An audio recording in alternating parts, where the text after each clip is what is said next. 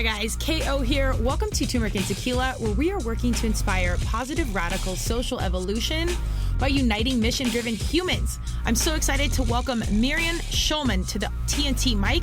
She is a super successful artist, author, podcaster, and coach. She encourages you to embrace your inner weirdo to go from passion to profit.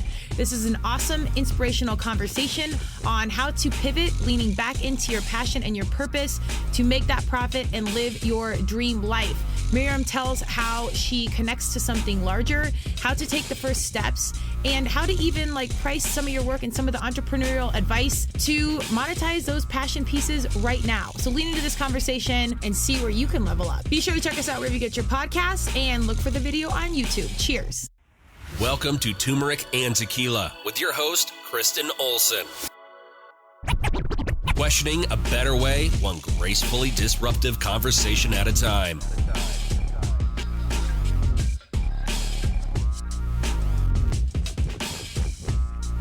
Welcome to Turmeric and Tequila. I'm very excited today. We have got a fellow creative in the house. You know, on Turmeric and Tequila this year, we are hyper-focusing on creativity, how that relates to the business world, but mostly our heart space, because happier humans are quote unquote more successful, whatever success means to you. So it's a huge piece of the puzzle. So I'm really excited to welcome Miriam Schulman to the T&T mic. I'm going to read her bio really quick, which, sometimes I do, sometimes I don't, but I'm intentionally doing it today because I love it and she covers a lot of bases. And then we're going to jump right in and just flow. As you know how we do on T&T. So Miriam Schulman is an artist, author, podcaster, and coach. She encourages you to embrace your inner weirdo to go from passion to profit. Miriam is the founder of The Inspiration Place, where she helps other artists learn how to profit from their passion or become better artists. She's helped thousands of artists around the world develop their skills, their skill sets, and create more time and freedom to do what they love. Her art and story have been featured in major publications, including Forbes, the New York Times, and What Women Create, as well as featured on NBC's Parenthood and the Amazon series Hunters with Al Pacino. Schulman's book with HarperCollins Leadership, Entrepreneur, is a top seller, and The Inspiration Place, her podcast, is in the top 1% of all podcasts and listened to in over 100 countries. Without further ado, Miriam, welcome to T&T. How's it going today? I'm so excited to be here, KO. Thanks for inviting me. Yes, I'm pumped. This is our first meeting, our first conversation. I love that so much. So our listeners know you are pulling up a seat to this coffee table chat with us. And I think we're going to have a lot of like-minded, energetic, intentional humans reaching out. But tell us, I like to ask all my guests, tell us about young Miriam before we get into the details and the now and all the awesome stuff you have going on. Give us a vibe on checking back into your young self. Young Miriam, so confused. I never want to go back in time. Oh, I hear that. Right? Go back to high school, never. Oh. So I always wanted to be an artist, but I came from a single parent household. My father passed away when I was 5. And I have a Jewish mom. She thought I should be a doctor, a doctor's wife, or anything else would be a disappointment. Yeah. So artist was not one of those boxes there. So I took the practical route after college. I had student loans to pay back. And I just said to myself, well, if the whole point is to make money, where did they make the most money? Yeah. So I went to Wall Street. Well, and you follow the passion enough to major in art history. Am I right? I did. I was initially an engineering major, but what happened was I took so many art classes, I had to change my major in order to graduate. So universe early on was telling you ooh, don't rebrand. Oh, yeah. Yeah. I just wasn't listening. But what happened is after 9/11, I took that as a sign from the universe. I don't think people should wait for a catastrophic event like that. Yeah. However, that is what, so when 9/11 happened, I said, I'm not going back to Wall Street. I got to figure this out. I wasn't completely convinced yet I could be an artist. I started doing it on the side, but I was definitely not going back to Wall Street. And what's happened the past few years is people have taken the pandemic as their reason to do something different, to make a shift. We've had millions of people walk away from their jobs. That's why they call it the Great Resignation. And many of them have gone to open Etsy shops. Etsy started off at the beginning of 2020 with 3 million sellers. And the last I checked, it was over 5 million sellers on Etsy. So millions of people are choosing a more meaningful, more creative life. Absolutely. And I'm curious from your perspective, because I think it's so beautiful, the shift that we have, like our young people kind of questioning a better way. And I don't think they're so quick to chase the dollar, maybe so much as our generation was. And like you said, we had this practical mindset of like, we got to pay bills. But I think our younger generation isn't chasing, the big house, the car with the rims, all that. Like they really do get happiness earlier on.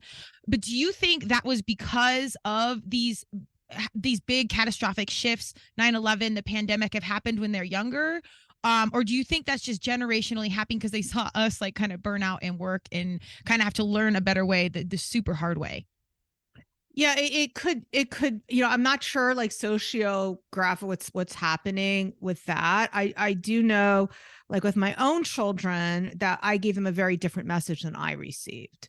So the generation after us, I don't know how many parents are like me though. So my daughter pursued music. My son went to Israel. They're both following their passions. Yeah. I love that. It's and I agree. I think it's nurture and nature. We have a multitude of things going on. I just love how socially acceptable it's gotten to kind of get back to that young self. Because like you're just saying, I think we do know a lot of our truths very young. Just as we get older, society, leaders, parents, coaches, whatever, start to dilute that message because of their training. And so it's hard to get back to your young space. And then I'm assuming you've done, obviously, well, you're an entrepreneur, but like some business training or coaching. It's not really like intuitive to put creativity into the entrepreneurial space. And that's a little bit counterintuitive, I feel like, for people my age and up. Tell me a little bit how you started to foster the creativity and that angle more into your business specifically. Yeah, well, here's the thing that every business person needs to know. And that is creativity is a survival strategy. It's about adapting. So when Darwin said, he did not say survival of the fittest. He said the survival of the one most willing to adapt. And that's what all that creativity is being able to adapt to what's changing. And KO, I don't have to tell you like how much you've had to probably change how you market, how you show up. Everything's always changing. A couple of years ago, yes, social media was amazing. You can post stuff for free. Thousands of people see it. Now, less than 1% even engage with it. That's pathetic. Mm-hmm. So, yeah. I mean, when I started writing my book 2 years ago, I had the average engagement rate on Instagram was 1%. And when I went back to edit it, and this was in 2022, it had fallen to 0.6% was the average engagement rate. Wow. And for influencers, those people who say, I will teach you how to get more engagement. I don't mean to make fun of any woman. Men do it too. But it's like, whoever's saying it, I will, pay me $1,000. I'll teach you. So the average influencer on Instagram, their engagement rate is slightly higher, but it's only 1.12%. So that means out of 1,000 humans, for an influencer, only 12 people are engaging. Yeah. It's not worth it. It's like a lot of work. Yeah. Well, it's a tricky, like you said, the adaptability I think is so critical. And it's, if you look at kiddos, they fall down the playground, they get up, they walk up the playground ladder different. Like you're constantly learning and changing your steps as you get feedback from the world. But we get less good at that as we get older because we get so comfortable. And I think we've done a good amount of neuro, just because I'm a long-time athlete that's banged up my body and my brain, knowing that we get comfortable. So then, things start to shut down and they start to get rusty. I think it's phenomenal that you, after seeing some of these like really catastrophic things, and I talk about this a lot on the podcast of my Varsity Humans, it takes full breakthrough before we listen, because we're going to fix it. We're going to do it our way. We're going to do, and then it's like full hit. But later on in your journey, you adapted to what was going on in the environment, this catastrophic thing, and then you pivoted. Tell me a little bit specifically about how that pivot was, because I think the first step is the hardest, and we have lots of entrepreneurs and creatives listening, and we're still not sure how to take that first step because it's so unknown what is next. Yeah. So there's a couple of things I want to unpack that you said that are so important. So first of all, you said as we get older, our brains have evolved to keep us safe. not for goal achievement. Mhm. So anytime we're going to do something that's a little uncomfortable, so unless there's a life and death situation, it's a survival strategy type of thing. Anytime we are uncomfortable, our brain will come up with all kinds of reasons why it's a terrible idea. And the smarter you are and the more creative you are, the better you are at coming up with those stories to keep you safe.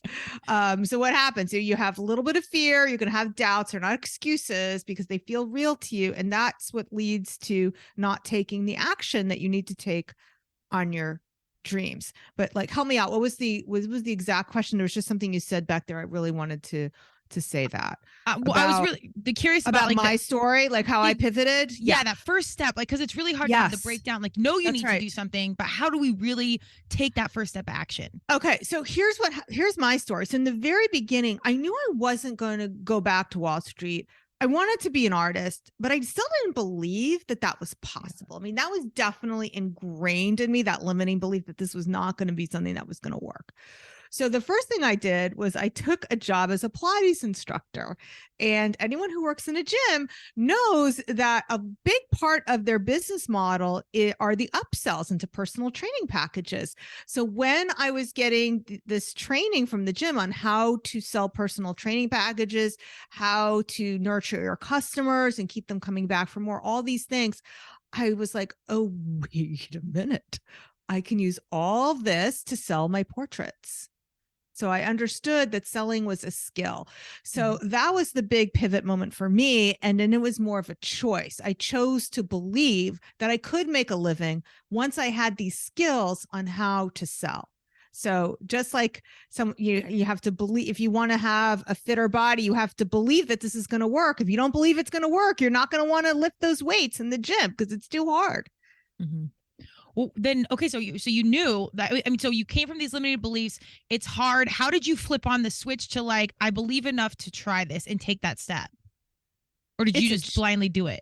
It's a choice. You really, people don't realize like how much our mindset controls everything. I get a lot of pushback from the book. Like, you don't talk about talent in here. What about talent? Yeah. How about just making good art? Yeah. Come on. Mindset and marketing trump talent every time, no matter. And this is a high performance athlete that we all seen people who are very talented, air quotes, who flounder because their mindset is crap or their marketing is terrible. And then we all see people who get to the top and like, I don't get it. What's so great about her? Yeah. Right. Okay. Yeah. So it's definitely mindset is going to, and you can't even have good marketing if you don't have a good mindset. Yeah. Well, I've done a bunch of coaching. We've built out a course, and like one thing has kind of organically led to another. And I think that's when you really know when you're on path. And not to simplify that, because I'm sure there's many ebbs and flows and many failures along the way that lead to the success. But it's hard to stay in it and believe it. And I think the key is in, all the coaching and everything that I've had, I think as women and maybe as men too nowadays, you hear a lot about like, you're enough and this is enough. And for me, that was never really my narrative. It was more about what you're saying, the mindset of believing. Like a coach for me would have been more effective saying, I believe in you and I'm in this with you, versus like, you're enough. And that kind of like package thing I think we're hearing a lot nowadays. Was there anything that you could give like a young person or somebody even that's just pivoting right now that could be like along the lines of you're enough, I believe in you, that kind of thing that was effective for you?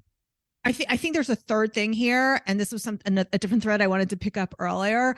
So I'm glad we're getting back to it. And that is being willing to fail. So you have to believe that ultimately you will succeed, because then when you fall down, it makes it easier to get up and not give up. So it's like when a baby learning to walk, as you said before, it's not like the mom says to them, I don't think this walking's going to work out for you. Right. So many of us, we start something new. So you're talking about pivoting. We start something new and we want to know everything there is about it. Why? Because we don't want to fail. We want to know every little step, and people go into procrastinating mode. And really what it is they don't want to fail. So going back to that talent thing, I had a different podcaster who said to me, it wasn't just about talent. She says, yeah, but I'm not naturally creative. Don't you have to have something there? Because if I tried it, I don't think I could do it. I was like, yeah, because you can't do it the first time. You have to be willing to be bad before you get good. That is the number one secret to success. Be willing to be bad first, because you will be bad at first. Right. Well, and again, like you said, as kiddos, we're not, you don't know anything yet. So everything is like trial and fail, trial and error. Is there one like major failure that stands out to you? I have so many, especially as an athlete, not only failing for me, but like in front of audiences, but one that like really stuck with you that you are like so proud that you got up from. There's so many, like, how do I even choose? Right. I mean, I even just when you said major failure, I'm thinking about like when I was in fourth grade and I fell off my bike and I cracked my jaw, but it's not like I gave up, biking. So, I mean, but even with business, there's a lot of times where I screw things up. You just have to be willing to learn from it and then do it again. That is it. That is if we can, you can take away all the techniques at all and just being willing to be bad first, but also tracking the success and seeing sometimes you are doing something. Well, maybe you're trying to do something that's not right. So if you think about, if you're trying to work on building, let's say bodybuilding, and you're not doing the exercise right, first of all, you could hurt yourself, but you're not going to see the results. So you always do have to be open to the pivots as well, but it's about willing to try things. And I think the biggest difference between those who are successful and people who are unsuccessful is successful people are willing to do things unsuccessful people aren't. Boom. I completely agree. Do you, when you're approaching things, I kind of as an athlete, like quitting was never really an option. Like I knew if I dropped the bar 1,000 times or whatever was going on, no matter how bad it was, like I knew I was going to show up for practice the next day. Like it was just never in my mindset to be done with things. And I think that's helped me. I'm a big advocate for life skills through sports, but through anything, art, theater, whatever your passion is. Do you think that mindset of quitting is not even an option? Do you think that helps kind of cushion the failure a little bit and like cushion the conversation of like, oh, I'm just done with this. Like, that's not even an option. And like, just eliminating quitting. That's why I said, like, when 9/11 happened, I mean, at any point I could have said, I'm going to go back to a very high paying job on Wall Street. I had like this resume, but I didn't give myself that option. Yeah. I was like, I want to make this work. And I took, whatever books I had to read, whatever courses I had to take, whatever I had to invest in. This is what is going to happen for me. And I'm talking to you today after 20 years of putting in those reps of being somebody in business. So this is not like an overnight success story. This is about a long-term success plan. And I agree with you, KO. It's about not giving yourself the option of quitting. Yeah. Yeah. Well, if it's your passion, you get clear on that. We're big on core values here, and you get clear on what you want. It's kind of like, it's not going away anyway. So you might as well surrender to God, universe, Madonna, whatever you believe, and go with it.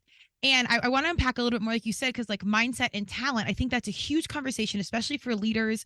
We're focusing a lot on leaders this year on the podcast of, are you a talented leader? Are you a born leader? Or, is it there? Are you training your mind to be a better leader? Tell me how you really progressed your mindset or where it started. Was it like energy and manifestation, or was it guided coaching, and like how you maintain that mindset through your trial and error? So we're talking about like leadership, like team building. Yeah, well, I mean, any of the above. We're talking about that specifically a lot on the podcast, but I think leadership in your family, as a parent, leadership as a coach, leadership as, I really believe everybody walking around is an influencer, because people are drinking in our behavior and what's on our shirt and everything all the time. So there's a huge responsibility. So like just leadership in general. Okay. So I think a big common denominator, whether you're a team of one leading a mission, or you're leading a team, or your family, or you're creating art, or you're creating a business, is you have to have a strong point of view. Nobody wants to follow somebody who is wishy-washy about what they believe, who's a people pleaser, who's in the middle. They want to know what you think, what you stand for, what your values are. Boom. What are some of your top core values?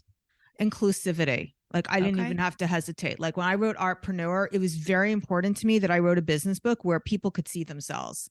Oh, Because yeah. I picked up so many business books when over the past 20 years, and some of them, KO, you pick up from page 1 to the end, there's not a single woman in the whole book, let alone somebody of color. So even like these business books, and they have the title, and then they have an inspirational quote. Like even the inspirational quotes, like could you put Oprah in someplace? Like somebody give me a bone. Right. So I was very intentional when I wrote it that the quotes were diverse, the case studies were diverse, that every single aspect of it, male, female, black, white, gay, straight, Muslim, Jewish, every all around. And I'm that way with everything, my team, my podcast, what I talk about, who I interact with. So inclusivity is probably one of my top values. Oh, well, God bless. I think that is so critical. And the beautiful thing, I think you just kind of so eloquently proved your point or reinforced it, is mindset, trial and error. And then this idea of timing, where we can do a lot, right? We kind of can have this plan. We can keep our mindset. We've got talent, all this, but also there's like an angle of like showing up, but things are on time. Like if you talk about inclusivity, diversity and inclusion right now, I mean, what a beautiful time. This is your heart space, and we are where we are in the world. You see all this uprising, which is way too late, but of diversity and inclusion, and some of these really major things happening that are kind of uplifting and uphealing all of our comfortable little spaces of what we used to think was okay. Now it's not. We've got to have representation and diversity of voices. And you felt this way this whole time. And now podcasts, like all these points of exposure are coming out, and here you are in this message. Like tell me about like timing and what you feel like, how there's kind of just this larger order in addition to mindset and talent. Yeah. And if we're going to talk about, and you asked me earlier to be vulnerable and share some of my mistakes. So I began my podcast in 2018. When I began it, I did have an eye on diversity and inclusion, male, female, black, white, blah, blah, blah. And then I don't know what happened, but I just stopped paying attention to it. And on 2020, I looked back, and I think it was like over a year had gone by, and it was just white people. And it was because of the social justice movements that happened then that my eyes were open. And that's when I had to make an intentional commitment to diversity and inclusion in everything that I did. Because if we don't pay attention, it's very easy to find ourselves just only surrounding ourselves with people who look and talk like us. Mm-hmm. So that was a misstep that I did have that I corrected. So I was very much impacted by that. And I do live that, not just in my business and my forward facing stuff, but even when I go to the bakery or the cosmetic store, I always ask people, what's your name? When somebody's helping me, do you know how many people say to me, oh my gosh, no one's ever asked me my name before? Yeah. Yeah. Like people need to be seen. And that's what a big part of what happened in 2020 is that people were saying is that they didn't feel seen. Mm-hmm. Yeah, it's huge. It's these massive ripples, and it's kind of like that trial and error. Like we're constantly evolving, and we hold a huge responsibility being podcasters, because once this is out there, it's out there forever. And I've said many times, I know I'm going to listen to this in 20 years and be like, oh my God, did you say that? Like, did you? So you kind of got it. Like we have to know we're going to say the wrong thing. We're going to do the wrong thing, but it's that checking in and being like, ooh, now I need to do better. Or now I need to shift this because times have changed. Yeah.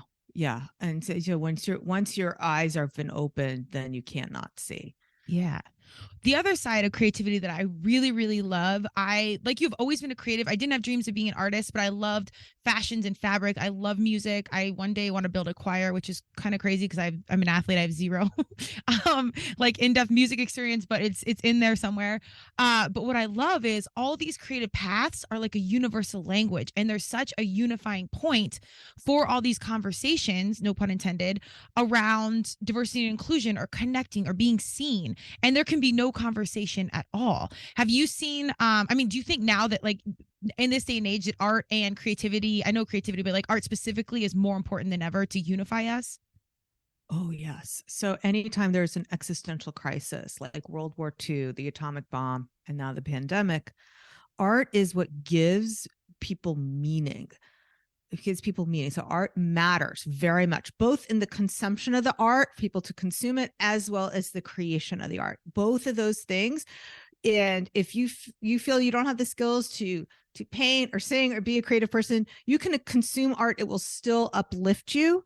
So to make time to let other people's creativity be a part of your world, because art is what makes life living. Art gives our lives meaning. Reality is nothing more than applied meaning. So when we see this, I always kind of try and tell my young people, like, don't worry, everything's made up. So if you want something different, just, spin the narrative, PR, what your thoughts are, and we can shift this in a better direction. But it's still kind of hard to get like my business people to lean into like, do a sketch, go to a museum, do some of these things. What is some of like your pro tips where you can take some of these traditional entrepreneurial mindsets and shift them onto that creative path to not only save them, but like make them a more positive influencer for those around them, so we can shift this narrative towards creativity as a whole? Yeah, I mean, everybody has different types of creativity they consume. So whether it's picking up some poetry, like if you like Margaret Atwood, she's a very strong person who has affected a lot of people. We're talking about the social justice movements, and yesterday was International Women's Day, and a lot of people were dressed like the Handmaid's Tale. Her collection of short stories, they're all bizarre. They will totally light you up. She has poetry, same thing. So it could be book, it could be poetry. You could listen to an audible book. You can listen to music. So there's lots of different ways to experience art and give yourself more meaning. It could be going to a museum or a gallery. It could be that. Is there any way you can get like your people are like, I'm not an artist, I'm not this, to lean in to try something? Yeah. So there was a course that I used to teach. I mean, it's still out there. It's that I've had for a while, called Painting with Words.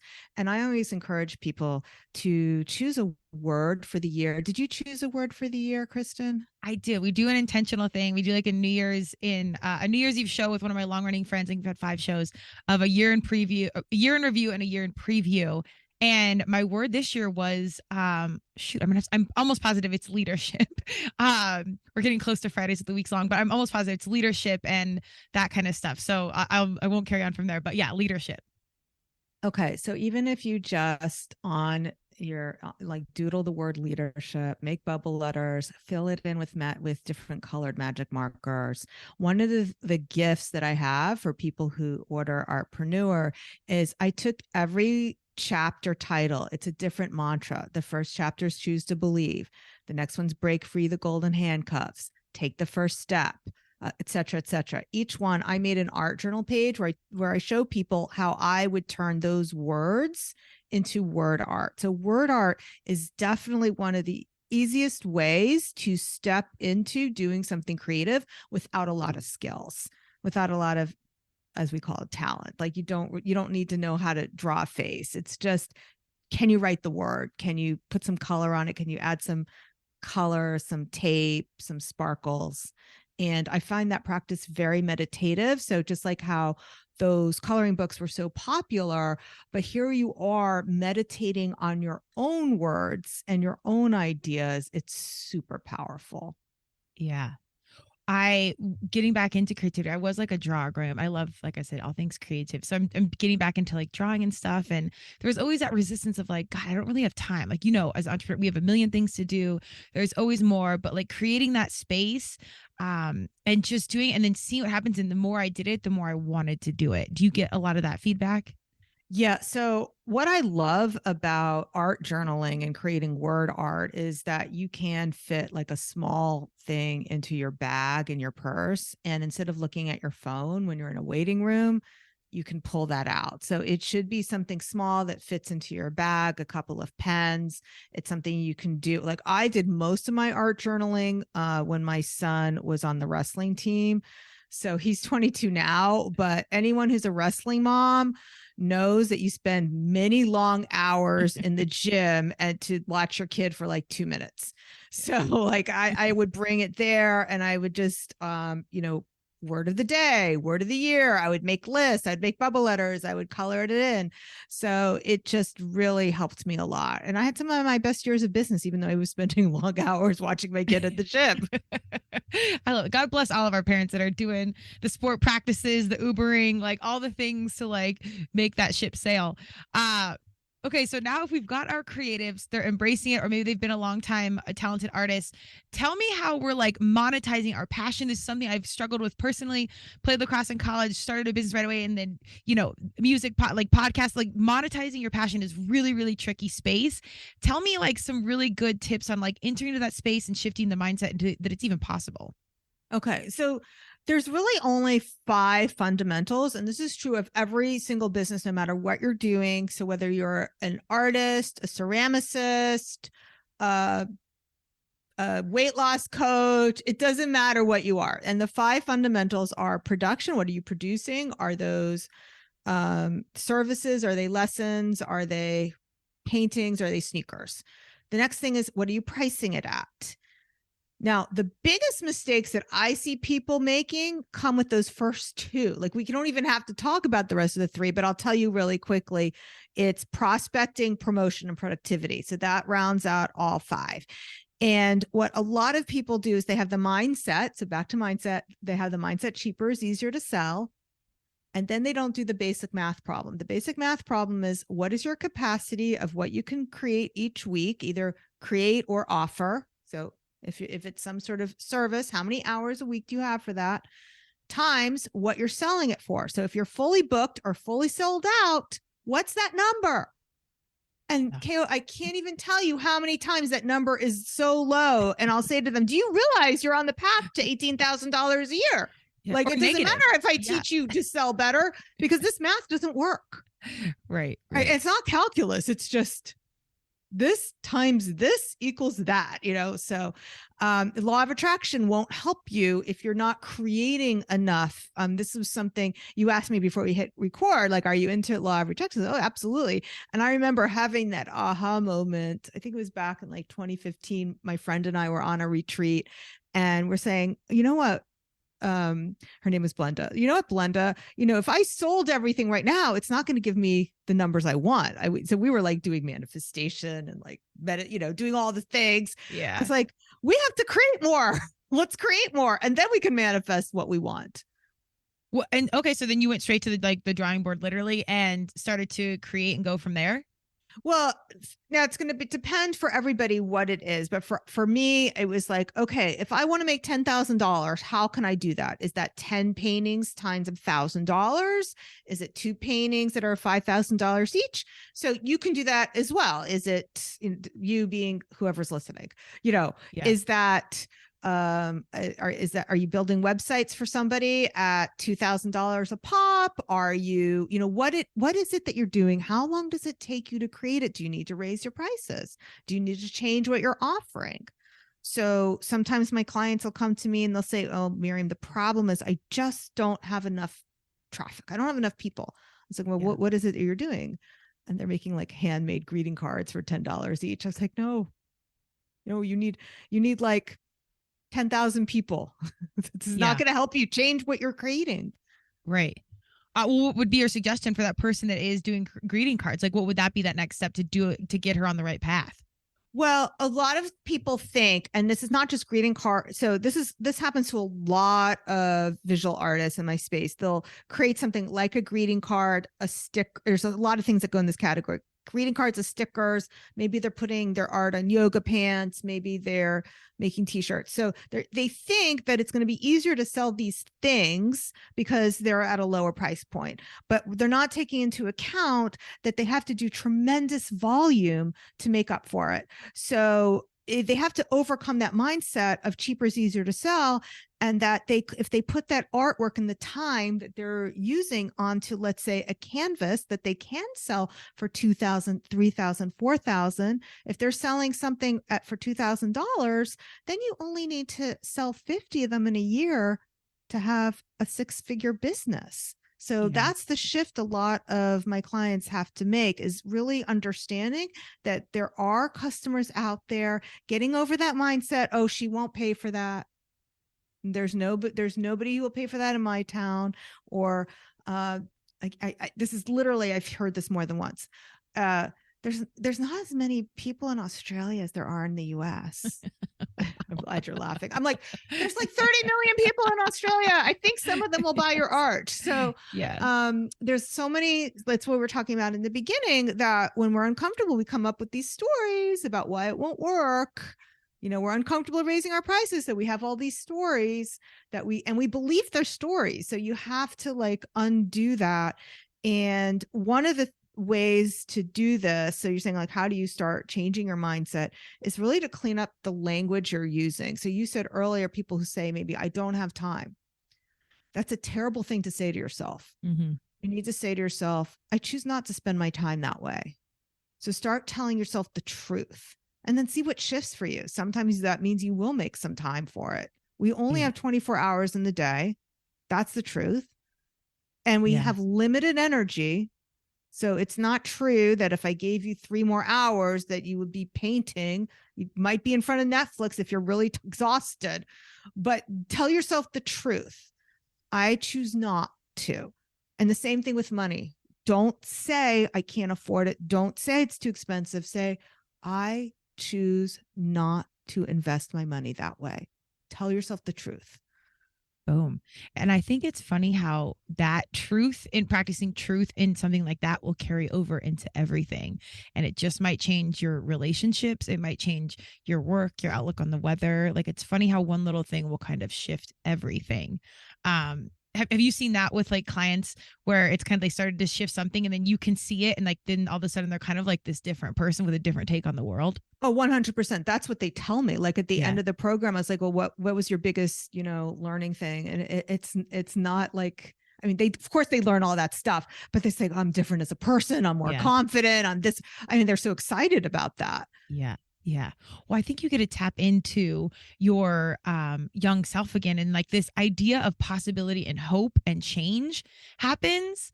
And we don't really cling to that as adults. And then when you get that breath of fresh air, it's like you feel alive.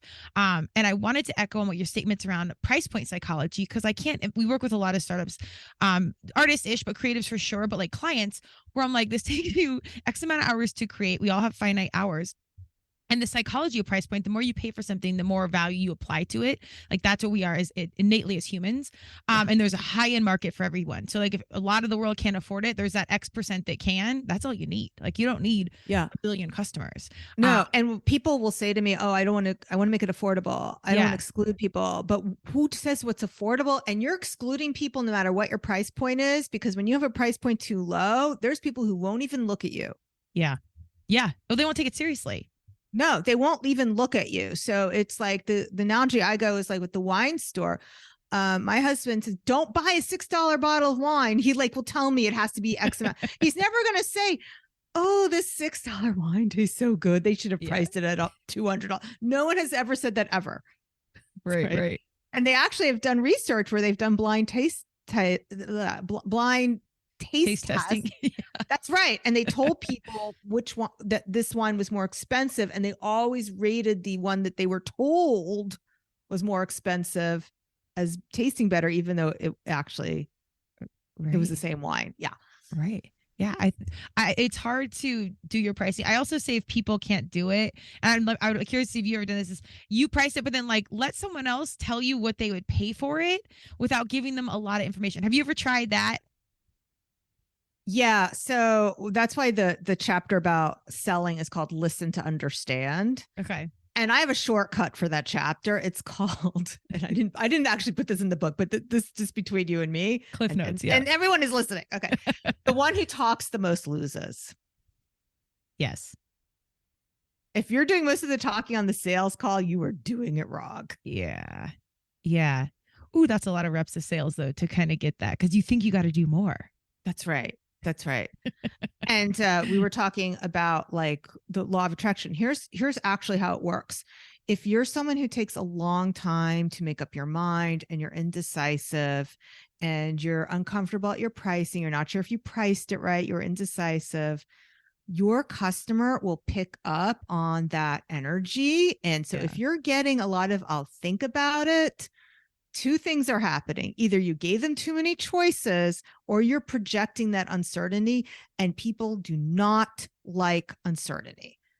They, we know that from the pandemic, they crave certainty. So you have to be not only have high prices, but be completely confident and certain that this is the right thing to do. So that's where that confidence and mindset really kick in. Absolutely. Tell me how this actually kind of ties back into inclusivity as well, because I think we do have this. I'm with you. I'm very passionate about like giving back. Inclusivity, I think, is critical, and it's more like soul fuel for my world and my experience. And I had to wrap my mindset of like charging X. So even if not everyone can afford that, in turn from that revenue, I can help others or make other things accessible. How did you kind of wind in your price point with inclusivity being at such a high core value? Yeah, I do give scholarships. I found that it's better, though, not to give 100% scholarship because people don't value if they didn't pay for it. Right. So if I'm on a sales call with somebody and I understand that the price point is what's holding them back, and I haven't uncovered a different objection, and it's somebody who I want to work with because they have a lot of promise, I will give what I call talent scholarships. I do know that people who that you at certain price points, it can be less inclusive. So I want to make sure that I'm as inclusive as possible. It's not something I advertise because then everybody would want it. But when I'm on a sales call with somebody and I feel that that's truly the reason that's holding them back, I will offer them a partial scholarship. I think that's great. And it's a perfect example of how price point psychology doesn't escape any of us, rich, poor, whatever. Like it's inclusive, meaning that like if you give the full scholarship, we are less inclined to connect. So it's that psychology is never without us. So as salespeople or business owners, you kind of have to really understand both sides. Even if you're trying to give it away, that's not always the best answer. No, either. It's not, because I have given away full scholarships and I found that they don't use it then. Right. Because you don't apply value. So it didn't help them. And one of the things I also found early on with my online art classes, the first time I offered one of my portrait classes, I offered for $97. And then the next time I offered it for $197 without changing the class. And the response was so much better because they took it more seriously because they finished it and they liked it. And the people who only paid $97, I'll get to that. Yeah. They didn't do it. You just stayed. P.S. that class is now $497. Hey, you missed it then. Too late, everyone. It's funny. I feel like they should almost put like a price point psychology on marriages. Maybe like if you spend more on the wedding, you're more inclined to stay committed. That's not true. We know that. How many $1 million weddings? You don't live in New York. But I've gone to some $1 million weddings and I'm like, no. But maybe that's not $1 million. That maybe $1 million that's like their $197. Like it's just not a big deal. So theirs needs to be like 10 million. Yeah, I don't know, but that's really hilarious. It's a whole other podcast. Maybe we'll dig into that another time. I don't know that art will save those humans, but it's just funny how like the emphasis we put on money and value, and like the more you pay for something, the more we're just inclined to connect with it and take it seriously. So it's all the more reason that you should charge more, so people then spend more time, energy, and connection with what you're doing, and it's hours out of your life. Yeah. So it's like, do you talk about money being energy? Yeah. So it is energy, and that then the more you put out in the word, the more that the money will flow to you. So by giving value, you and I are doing this for free right now. And we know that the energy that we're putting out to you will come back to us. Maybe not the person listening. Maybe somebody will go tell their friend, hey, I listened to this art business coach, and they tell them about my book. Who knows? But it will come back. I think so. They'll go like, oh, we were listening to these two awesome women. They said, don't spend a lot on your wedding. Badasses. Did you spend a lot on your wedding? No, I'm not married. And, okay. And coming from the business side, like this is a whole other podcast, but the commercialization and the consumerism around a lot of, I'm not jaded on any of these things, but I spent as little as possible at my wedding. First of all, because I mentioned in the beginning, I didn't have daddy to help me out there. I had a single mom. So I was young and it was up to me. So and I didn't see the ROI on it. It was like, here's your chicken dinner. And I will put some a potted flowers on the table. Thank you. Thank you for coming. You know? I would do the music and the party and everything else. Like I don't really apply value to any of those things. No. But it's not necessary. And I also don't think if I spent a bunch on it, it would make me feel more committed. I think other No, values. it doesn't. You know, I can promise you there's people very fancy weddings who are no longer married. So. Oh, that's so funny. Well, and on the note of energy, I'm really curious of this because I think I say God, universe, and Madonna, whatever you believe. To me, it's all kind of similar. It's just packaged different ways. So we're here for it all. At what point in your life did you grow up spiritual or religious? Like when did this shift to kind of connecting to mindset energy happen for you? And when did that kind of start to guide the journey? Because I think that's a huge player in the game.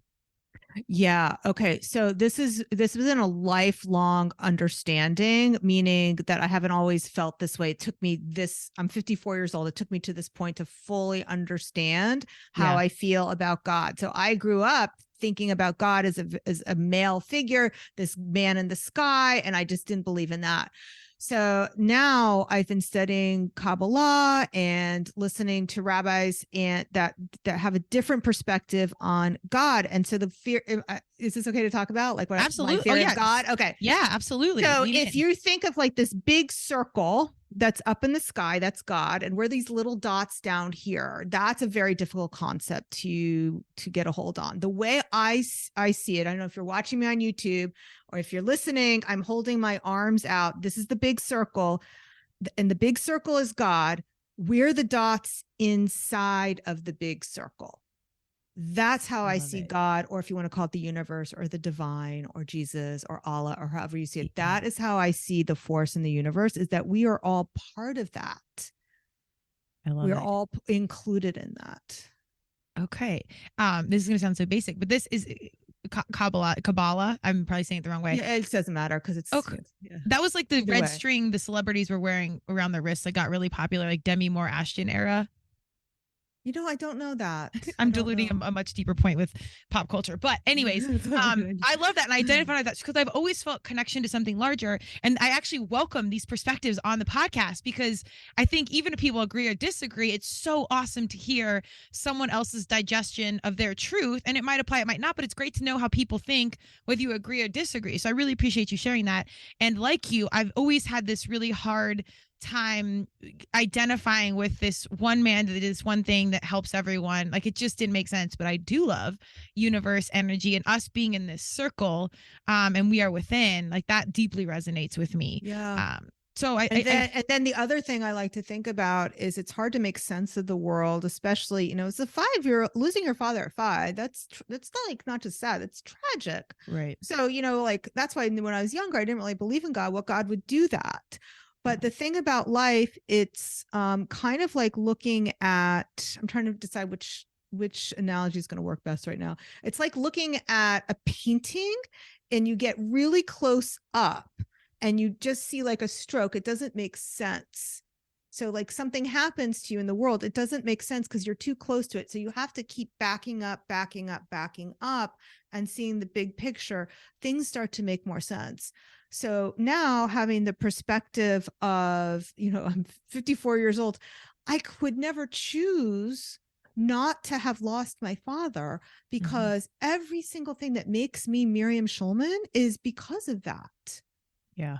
I would be a completely different person. So to reject my past, to reject anything that's happened to me and anything that was not positive that happened along the way would be a rejection of myself.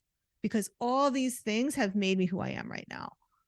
Oh, wow. That's radical acceptance. And that's truly admirable. Exactly. Radical acceptance of everything in your life. It's like, this is what it is. How do we know? This is not to argue with the truth. Ooh, that's hard. Do you feel like art saved your life?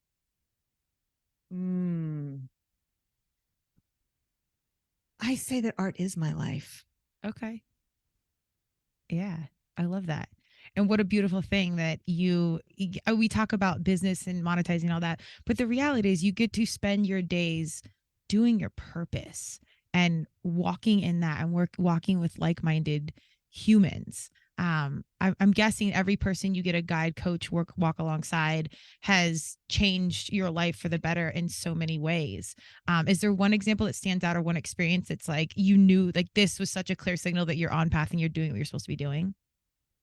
Yeah, every success story of my clients makes me know that I'm living my life purpose. But it was also everything else along the way too. When I was just creating portraits and those portraits went into somebody's home and that became part of their legacy. Yeah. But if are we wrapping up? Because if I could end with just one thing, I Absolutely. would say to live your life as if it were a work of art. And that is a quote by Abraham Joshua Heschel. Live your life as if it were a work of art. I love it. What do you think you'd be looking at if you could look at your life as that work of art? What do you think you'd be looking at? That is what helps me do these big, crazy, scary things, because I know that our time here is limited. Yeah. And I had that mortality motivation. And you said, well, like, what is it that causes you to take the first step? Because I just keep marching forward because I don't know when it's going to end. Yeah. So every day that I put in, everything that I do, I don't want to leave what ifs, could have, would have, should have. I don't want to take that with me when I go. I want to put that book out into the world. I want to put that art into the world. I want to put my program into the world to help as many people as I can with my knowledge. I want to leave that out there. And it's because it's not about me. It's about everybody else and what impact I can leave when I'm gone. Amen. I identify strongly with what you're saying. Just being purposeful and having impact. I really do think as non-traditionally religious or whatever it is, however you package it, I think our life is about service and showing up with our gifts and giving whatever we can and finding that path. And then through that journey, I think that's the joy of our life. Yeah. Yeah. Cause it's a big tree and you're a leaf on the same tree as my tree. Yeah. Like I'm a leaf on that tree. You're a leaf on that tree. Linda, who's listening, is a leaf on the tree. We're all leaves on the tree. Same tree. Yes. I feel compelled to say this to you, but I just want to put this challenge or I don't know, something, however you package it. I'm so curious if at a point when you do art, I would love to see what your life looks like as art thus far. I don't even know if that makes sense, but I just feel compelled to tell you that if you've already done it or if you do it, I would love to see it at some point. Oh my goodness. I'm not even sure what that means. So like what my life would look.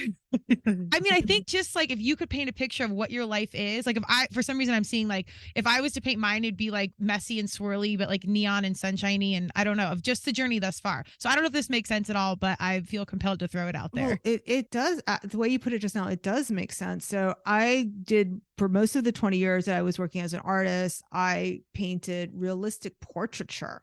And for the past few years, I'm painting things like this that you see behind me. It's like all the chaos in the world, all this emotion that I'm having. It's just like, it's like, it's like have this feeling that I just want to put that out there. Will I go? That doesn't mean I won't go back to painting the way I did before, but I have been creating a lot from out of the chaos. I love it. I think us not having to make it make sense is kind of like the beauty of it. Yeah. I mean, art is not neutral. I know it means something, even if we didn't write out, this means blah, blah, blah, blah, blah, like you don't have to always spell things out. Right. You can trust the people who are looking at it to understand, to get something from it. Yes. Well, I love it. I love the energy. I love the passion. I love that you're a leader walking in this world, not only preaching it, but walking it and leading it as you actually do it as an authentic example. I think that's how we change this world into a more positive, accepting, inclusive space. Go check out Entrepreneur. I think you've got major messages and it'll message and hit home to everyone, whether you're doing traditional painting art or like she said, you're a dancer or a person in sales. It all kind of aligns back to these similar processes. Miriam, hit us with websites, socials, wherever we can get a hold of you and connect. Okay, so I'll leave two things with you. One, if you like what you heard today, come find me on the Inspiration Place podcast. These are the kind of conversations I have. It's about marketing and mindset. It's not just for visual artists. And if you want to take a taste of my book, I would love to give you the first chapter for free. So the first chapter is Choose to Believe. Go to schulmanart.com/believe. And Schulman is spelled like school. So SCHULMANART. schulmanart.com/believe. Boom. There you go. Go check it out. And I have to say, because it's Women's History Month, it was International Women's Day yesterday. And I've seen on your social media and through your messaging of how this mindset of abundance and letting go of competition, women supporting women. I have to give you a nod as a fellow strong woman and your inclusivity towards women. It's such a big deal. And we are rewriting this narrative of competitiveness and comparison. So I just wanted to note that I've seen it in your social media. I see it in your message. And I really think it makes all the difference in the world. Well, thank you so much. Yes. Let's check in soon. I'd love to hear maybe like in a year to see how the book and everything goes. Yeah. All right. Thank you, Miriam. Thanks for having me. Thank you for joining Turmeric and Tequila with your host, Kristen Olson. Tune in next time, and don't forget to subscribe on Apple, Google Podcasts, Spotify, or wherever you listen.